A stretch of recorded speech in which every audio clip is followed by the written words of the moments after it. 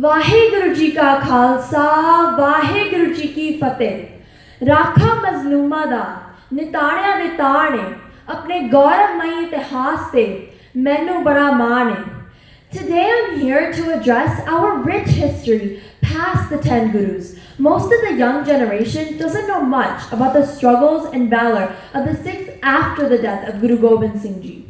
By the time of Guru Gobind Singh Ji, the Sikhs were recognized as the Khalsa, but when he passed away, the Sikhs fell into troubling times. Every day the Sikhs had to face life-threatening ordeals. These troubling times were handled by the new leaders of the Khalsa, the legendary Khalsa generals, Baba Banna Singh Bahadur, Nawab Kapoor Singh, Sardar Jassa Singh Ahluwalia, Sardar Jassa Singh Ramgarhia, and General Hari Singh Nalwa. These generals portrayed every quality that a Sikh hopes to attain, from humility to courage. They were big, bold, and brave. The Khalsa generals made huge sacrifices to keep the sheltering tree planted by Baba Nanak alive. Even in the hardest times, when Mir Manu ordered the genocide of Sikhs, they remained a beacon of hope. Manu asadi datri, asi manu de soy, jo manu varda, asi doon savai hoy. The rulers of the time wanted nothing but power. They were greedy, selfish, and exploited their power. The Khalsa, on the other hand, were fearless and selfless, in contrast to the rulers of the 18th century. This corruption laced the offices of the Mughals and the Hindus, whereas the Sikh administration was laced with truth, justice, and freedom. After becoming governor of Peshawar, Hari Singh Nalwa relieved the Hindus of the jizya tax, which they had been paying since 17th century, just for being Hindus. The main aim of the Khalsa generals was to end state terrorism. The Khalsa generals destroyed the oppressive rulers of Punjab, replaced them with honest ones, and guided the people to become masters of their own land. For achieving their aims, the Khalsa generals fought battles with uncomparably strong strategies, faced unspeakable torture by the Mughals, and sacrificed their lives for the truthful living. जिसके अंतर्राज अभिमान सो नरक पाती होवत सवान.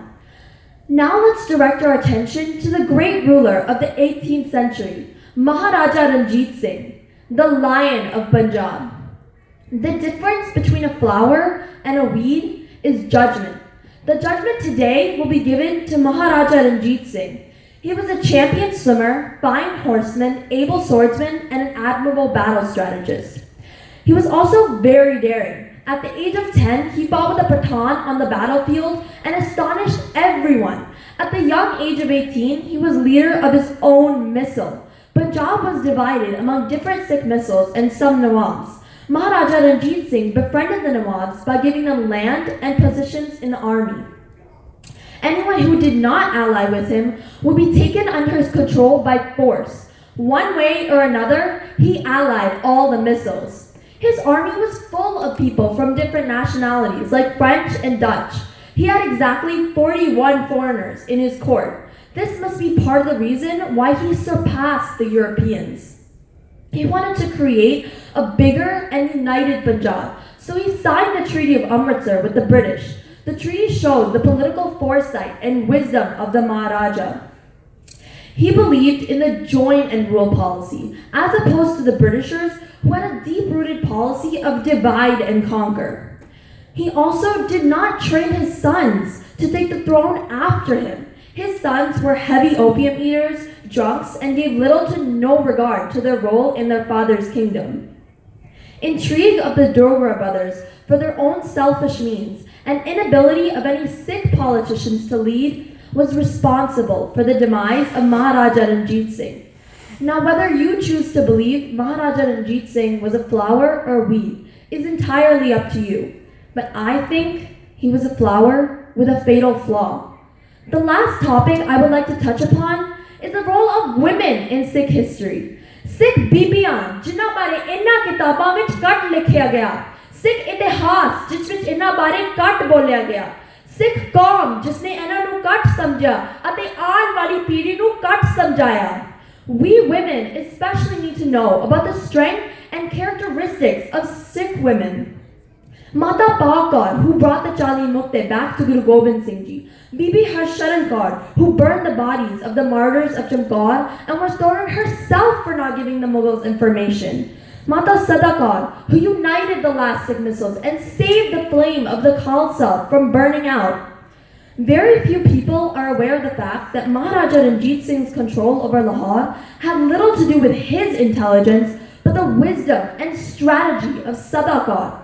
The Singhniya, जिन्हां ने बच्चियां दे टोटे करवा के चोलियां विच पवाए. These strong Sikh women not only had the capability of raising their children spiritually, but had the courage to fight against the cruel rulers. These women carried the debts of their entire families on their shoulders, but still marched forward. Baba Banma Singh Bahadur once explained to a Muslim man the purpose of the Khalsa. Jad vi is tarti te zulm di had hoi, tad o Akal Purakh aap Khalsa roop tar ke zalim da nash karwaya. Vaheguru ji ka Khalsa, Vaheguru ji ki Fateh.